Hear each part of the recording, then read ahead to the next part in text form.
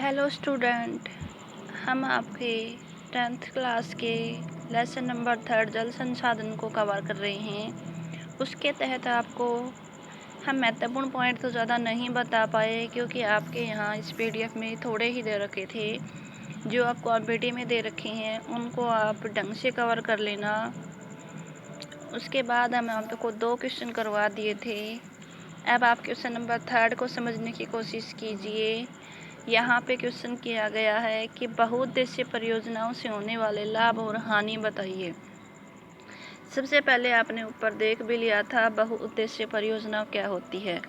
यानी कि ये वो परियोजना होती है जिसमें एक से अधिक उद्देश्यों को सामने रखकर कार्य किया जाता है। यानी कि बांध वगैरह बनाए जाते हैं जिससे सिंचाई भी की जा सकती है, बिजली प्राप्त की जा सकती है, जल की जो आवश्यकताएं हैं उनको पूरा किया जा सकता है, नहर प्रणाली वगैरह सुचारू रूप से चलाई जा सकती है। तो वो जो होते हैं बहुउद्देशीय परियोजनाएं होती हैं। तो यहाँ पे इनके लाभ और हानियाँ पूछी गई हैं। तो सबसे पहले हम यहाँ पे लाभ देख लेते हैं कि बहुउद्देशीय परियोजना का क्या लाभ होता है। तो देखिए, बाढ़ पर रोक लगाने में सहायक होती है। यानी कि जो बांध बनाया जाता है नदी के इस साइड से, मतलब यहाँ पे बांध बन जाएगा तो उसके बाद जल जो है वो निश्चित मात्रा में ही आगे जा पाएगा।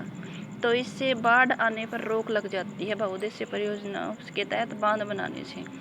बिजली उत्पादन में बढ़ोतरी होगी। आपको पता भी होगा, आपने पीछे की क्लासों में देखा था कि किस प्रकार से ऐसे बांध होता है, उस पर से जब नीचे की तरफ पानी गिराया जाता है तो बिजली उत्पन्न की जाती है, टरबाइन वगैरह घूमते हैं।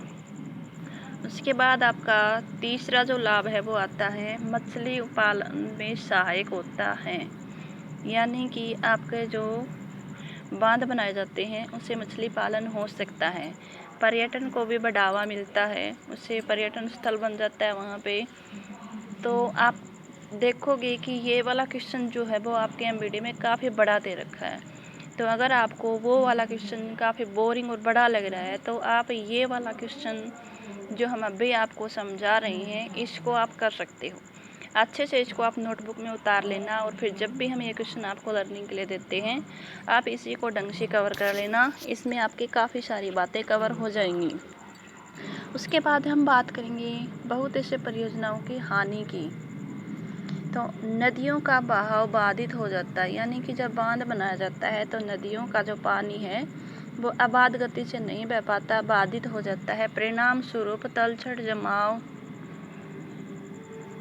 तलछट ये जो बहाव होता है वो धीमा पड़ जाता है। यानी कि जहाँ पर बांध बनाए जाते हैं वहाँ पे काफ़ी अधिक मात्रा में नदियों के तले का जो अवसाद होता है पानी नदी का वो जमना शुरू हो जाता है।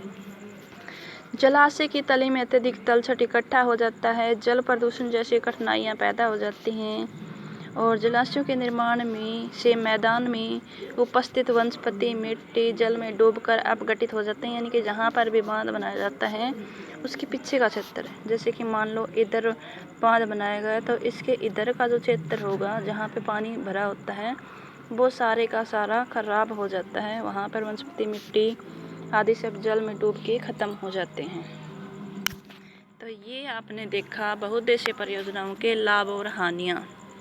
उसके बाद आता है आपका सेकंड क्वेश्चन, राजस्थान के अर्ध शुष्क क्षेत्रों में वर्षा जल संग्रहण किस प्रकार से किया जाता है।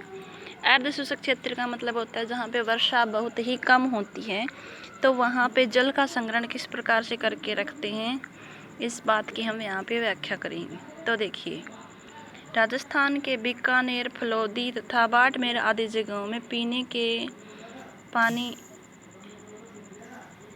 के पानी को इकट्ठा करने के लिए भूमिगत टंक यानी कि जिसको टक्का या कुंड बोला जाता है, टंका का प्रयोग किया जाता है। ये मुख्यतः घर या आंगन में बनाया जाता है।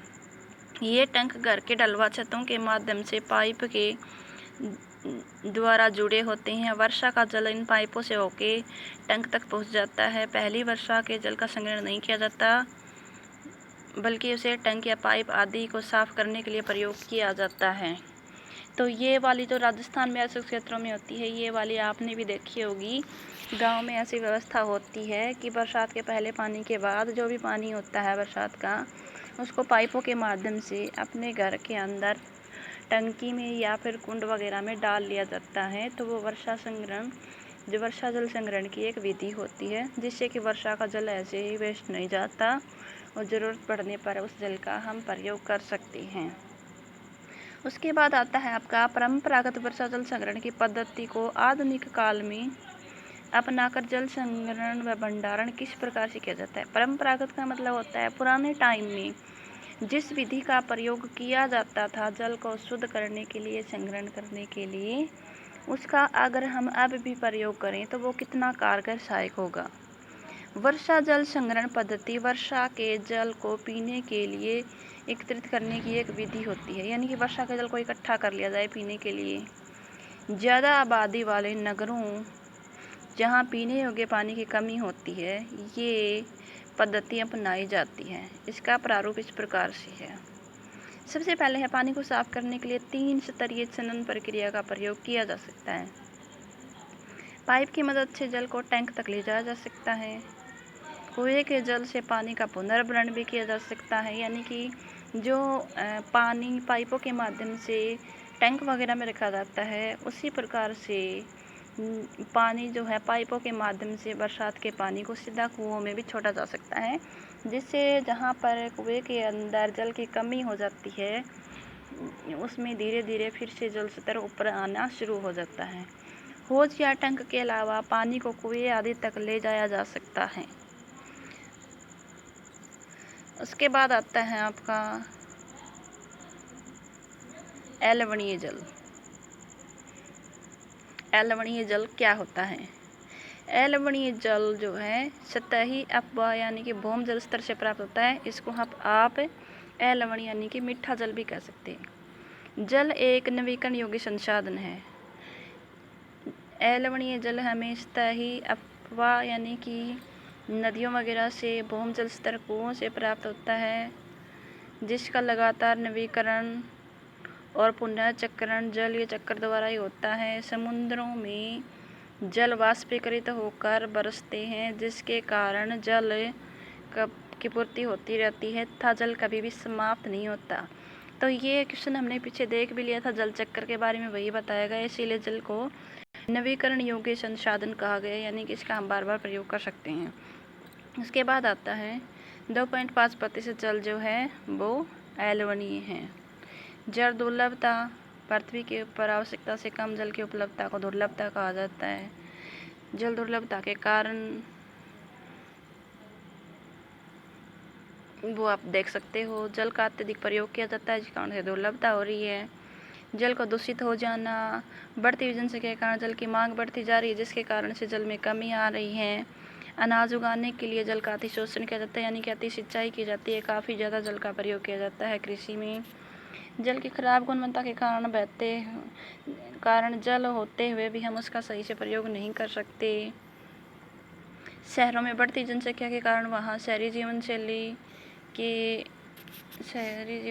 के अधिक जल व ऊर्जा की आवश्यकता होती है, जिसे पूर्ति के लिए जल संसाधनों की आवश्यकता है। फैक्ट्रियों द्वारा निकाले जाने वाले रसायन के कारण जल जो है वो धीरे धीरे जहरीला होता जा रहा, जिसका हम प्रयोग नहीं कर सकते, यानी कि जल जो है वो दूषित हो रहा है, क्योंकि फैक्ट्रियों के अंदर से निकलने वाला दूषित पदार्थ जो है वो आपका नदियों में डाल दिया जाता है अवशिष्ट वगैरह को, जिससे नदी का जल दूषित हो जाता है। जल की खराब गुणवत्ता के कारण जल होते हुए भी इसका हम प्रयोग नहीं कर सकते। बहुराष्ट्रीय कंपनियों ने ऊर्जा की पूर्ति के लिए जल विद्युत का प्रयोग किया, जिसके कारण जल का अधिक उपयोग हो रहा है तथा शहरीकरण और औद्योगिकरण के कारण भी जल की मांग धीरे धीरे काफ़ी अधिक बढ़ती जा रही है। उसके बाद आपके आते हैं बहुउद्देशीय परियोजनाएं, जिसके बारे में हमने पढ़ा दिया था आपको कि बहुउद्देशीय परियोजना क्या होती है। ये नदी परियोजनाओं जो कि बहुत सारे उद्देश्यों की पूर्ति के लिए बनाई जाती हैं, वो बहुउद्देशीय परियोजनाएं होती हैं, जैसे कि सिंचाई करना, बिजली उत्पन्न करना, उसके साथ साथ में नहरों का विकास करना। इन सब कार्यों के लिए जल का प्रयोग किया जाता है बहुउद्देशीय परियोजना। बांध बहते हुए जल को रोकने, दिशा देने, बहाव को कम करने के लिए खड़ी की गई एक बाधा होती है, जो आमतौर पर जलाशय, झील अथवा जल भरण बनाती हैं। बांधों का वर्गीकरण। यहाँ पर संरचना के आधार पे और रचना की ऊंचाई के आधार पे बांधों का वर्गीकरण किया गया है। तो ये वाला जो है आपका थोड़ा सा रहता है, इसको हम आपको कल करवा दें। साथ ही आपको 2-4 दिन में आपकी हेडिंग कंप्लीट हो जाएंगे, जो हम आपको एमबीडी में से दे रही हैं वो वाले। उसके बाद आपको क्वेश्चन करने हैं अभ्यास वाले, और इसके अलावा अगर कोई क्वेश्चन बिना अभ्यास का होगा तो वो वाले क्वेश्चन भी हम आपको करवाएंगे। आज के लिए इतना ही काफ़ी है, बाकी हम आपको